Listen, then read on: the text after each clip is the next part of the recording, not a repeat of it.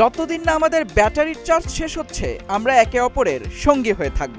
হ্যাঁ, ঠিক এই অদ্ভুত ডিজিটাল প্রতিশ্রুতি করেই বিবাহ বন্ধনে আবদ্ধ হলো দুই রোবট। রাশিয়ার রাজধানী মস্কোর পুশকিন লাইব্রেরিতে সম্পন্ন হলো দেশটির প্রথম ঐতিহাসিক রোবট বিবাহ অনুষ্ঠান। এই নজিরবিহীন বিয়ের বর রবার্ট পেশায় একজন ব্লগার এবং কনে মাটিল্ডা একজন ব্যালেরিনা বা নৃত্যশিল্পী। তবে তারা রক্তমাংসের মানুষ নন, দুটি অত্যন্ত উন্নত হিউম্যানয়েড বা মানবমুখী রোবট। বিয়ের অনুষ্ঠানে প্রথাগত আংটি বদলের পরিবর্তে তারা একে অপরের হাতে ডিজিটাল ব্রেসলেট পরিয়ে দেয়। শুধু তাই নয়, বিয়ের আনুষ্ঠানিকতা শেষে কনে মাটিল্ডাকে একটি চমৎকার ওয়েডিং ড্যান্স বা বিয়ের নৃত্য পরিবেশন করতেও দেখা যায়।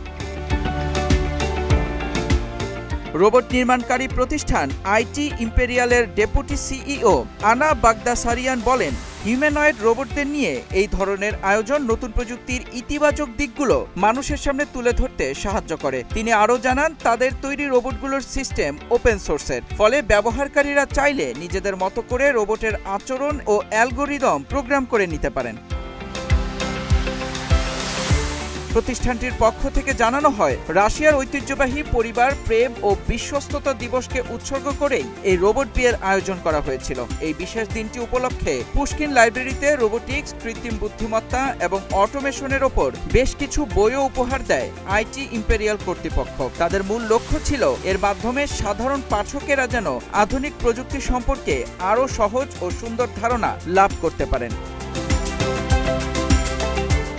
মেহেদী ইসলাম সোহাগ, গ্রিন টিভি ডিজিটাল।